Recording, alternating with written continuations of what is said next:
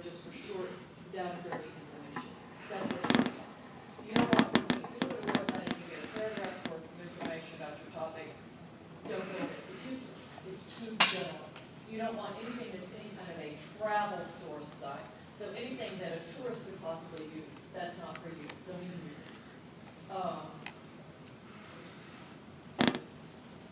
Oftentimes you'll run across another educational institution professor's syllabus or class notes.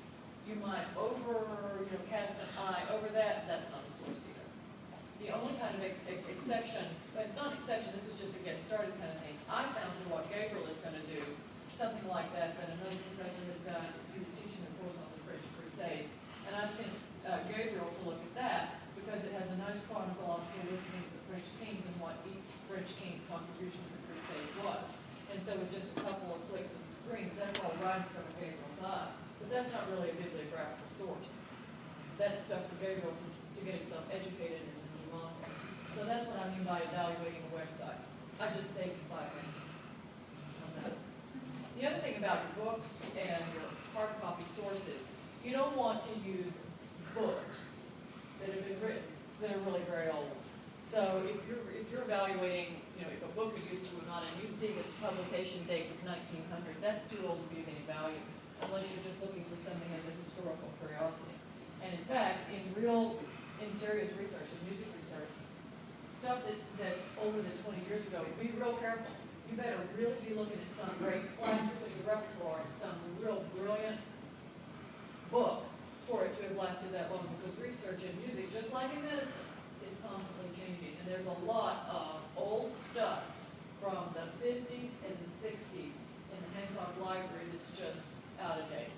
It's sexist, so it's, you smell that out right away. Oftentimes it's culturally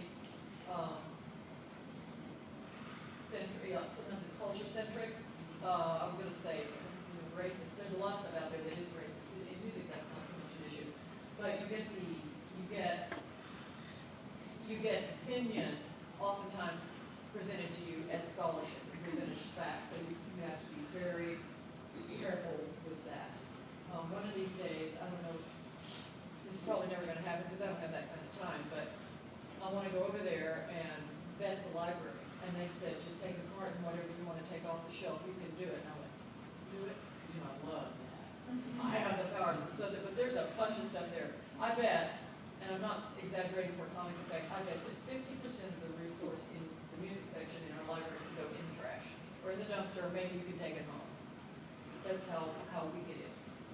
Won't you write our research papers? You want us to write our copy and opinion about it? Yes, provided you're informed enough.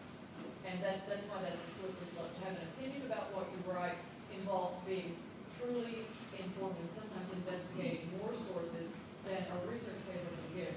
Remember that I'm not asking for original work here. Nobody here is going to do what I call primary source research. You're not physically going to go there, wherever it is. You're not going to get into the medieval manuscripts and look at them yourselves and evaluate themselves in their original languages. Those are called primary sources. So basically, your knowledge base is going to come from what you read, what other people have done. So because of that, it's going to be hard to have an opinion. You see what I mean? In a scholarly sense. Now, whether you're enthusiastic about your topic, that's different from having an opinion. Yeah, my hope is you're going to love it. That your opinion is going to be that this is great stuff. But you never put something like this in the research paper. You never put this is great stuff. You never say Beethoven wrote the most beautiful melody I've ever heard. That's not for a research paper. That's not even for a book. Even when you are really informed, you can have opinion. You don't do that.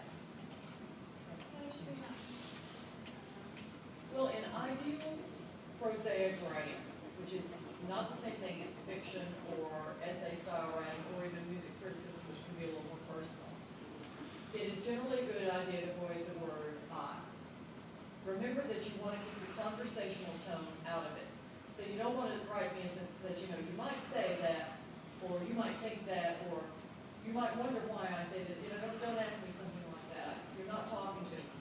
Don't phrase anything you write in the sense of something that would make a good speech or good conversation. This is writing. So you avoid the pronoun I, and you also avoid the objective pronoun you. You can say one says, or one knows, or one might think, or research has revealed, but you want to keep it impersonal. Matthew? I was just going to say, basically we're reporting on the research someone else has done. You are. And you're thinking, well, that doesn't sound very interesting. Oh, it can be extremely interesting, but it is not, it's not original research on your part. You are reporting on what you see, and you're synthesizing it. And good research, you will be able to draw conclusions on your own. If you're really putting your dots together, you'll say, oh, I see the connection here. I learned this, and you can write that in there, and that'll be a thought of your own. But the large preponderance of the written document that you hand me will be cited. There will be endnotes or in-text citations. And don't feel bad if sentence after sentence after sentence you write as a citation next to it. That's not plagiarism.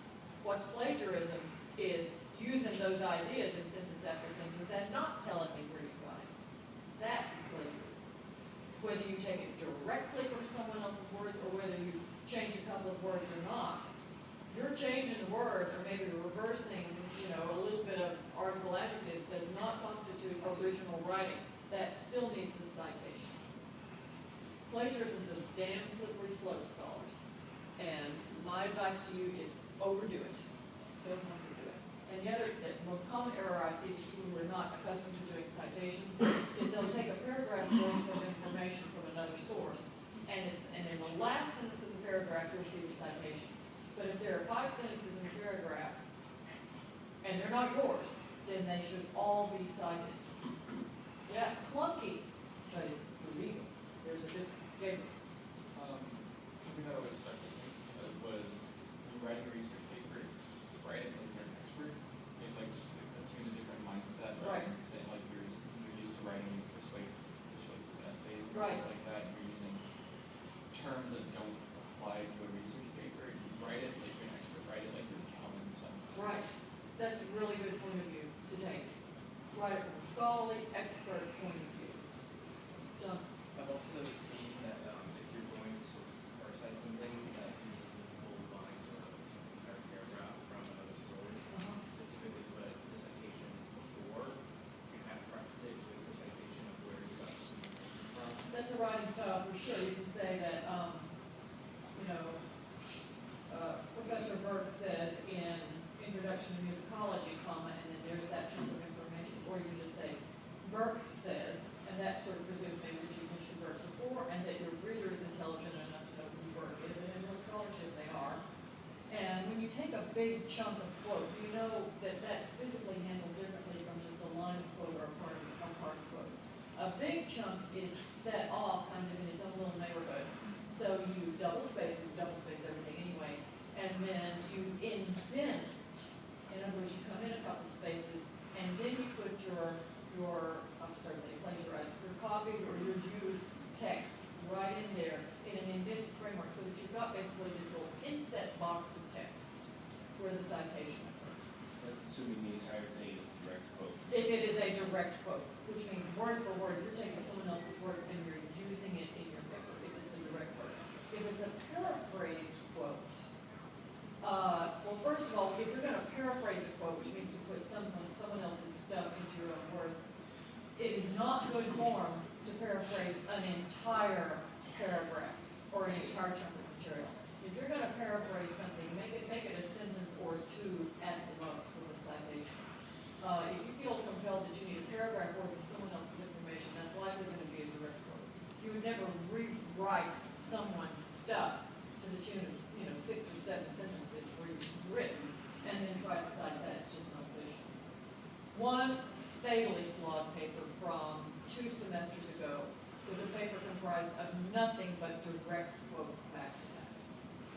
Nothing, and they were all cited. So I guess my student thought that was to get out